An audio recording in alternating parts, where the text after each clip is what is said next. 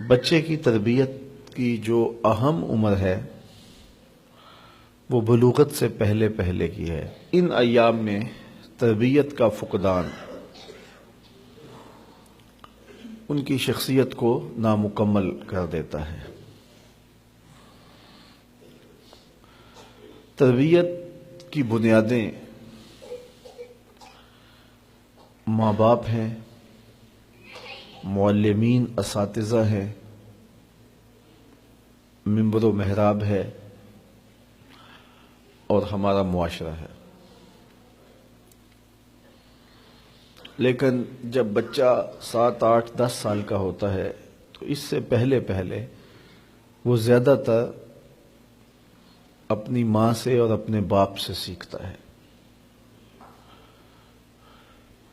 اور یہ بات بھی ذہن میں رکھیں کہ بچہ قول سے نہیں سیکھتا، زیادہ عمل سے سیکھتا ہے۔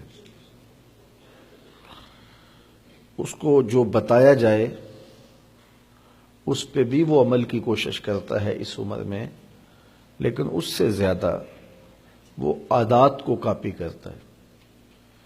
اس لیے ماں باپ اگر صالح ہوں گے تو عکس بیٹوں میں دکھائی دے گا، بچیوں میں دکھائی دے گا، اور اگر خلوت خانہ میں ماں باپ صالحیت کے نور سے محروم ہوں گے تو اس کا عکس بھی اولاد پر دکھائی دے گا۔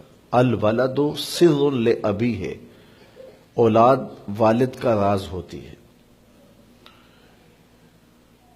ابتداءً بچے ماں کو کاپی کرتے ہیں، اور مائیں جب صالحیت کے نور سے مالا مال ہوتی ہیں تو اس کے اثرات اولاد میں منتقل ہوتے ہیں۔ اس لیے ہم جتنے بھی مشاہیر دیکھتے ہیں، بڑے بڑے لوگ، تو ہم جب ان کے ماضی میں جھانکتے ہیں تو ایک تہجد گزار ماں ان کے پاس کھڑی نظر آتی ہے۔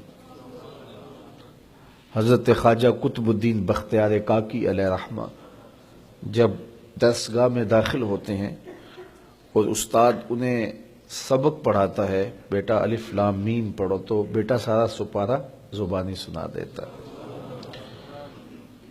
تو وہ استاد سمجھا شاید پہلا پارہ حفظ ہے، تو دوسرے پارے سے سیقول الصفحاء سے سب کا آغاز کرتا ہے، تو بیٹا وہ بھی سارا پارہ سنا دیتا۔ تیسرے پارے سے، چوتھے پارے سے، حتیٰ کہ 14 پارے حضرت قطب الدین بختیار کاکی اپنے استاد کو سنا دیتے۔ کہا کہ استاد جی مجھے 15ویں پارے سے شروع کیجئے۔ تو استاد کہتا ہے بیٹا جس درسگاہ سے 14 پارے حفظ کیے تھے باقی بھی وہیں حفظ کر لیا جاتا۔ تو بیٹا بولتا ہے کہ میری ماں 14 پاروں کی حافظہ تھی، اور جب صبح اٹھتی تھی کوئی کام بعد میں کرتی تھی، پہلے 14 پاروں کی تلاوت کر لیتے، اور مجھے بچپن میں سن سن کے یہ پارے حفظ ہو گئے ہیں۔ تو ماں ایسی ہو تو پھر بیٹا قطب الدین بختیار کاکی ہی بنے گا۔ اور آپ جانتے ہیں کہ آج اولیاء میں جو نام، جو مرتبہ، جو مقام حضرت شیخ عبد القادر جیلانی رضی اللہ تعالی عنہ کو ہے، وہ کسی اور کا مقسوم نہیں ہے۔ لیکن اگر ہم ان کو اس مقام پہ دیکھتے ہیں تو ان کی تربیت کے لیے ان کی ماں کھڑی نظر آتی ہے، جو ان کی آستین میں پیسے سی دیتی ہے اور کہتی ہے بیٹے جھوٹ نہیں بولنا۔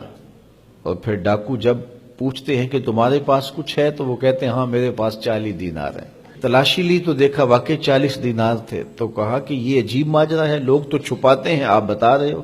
کہا میری ماں نے مجھے وصیت کی تھی کہ جھوٹ نہیں بولنا، میں اس وصیت پہ کھڑا ہوں۔ اگر پندے ز درویش پذیری، 1000 امت بمیرت تو نہ میری۔ اقبال نے کہا تھا اگر فقیر کی ایک بات مان لے تو 1000 امت مر جائے گی، امت مسلمہ تجھے موت نہیں آئے گی۔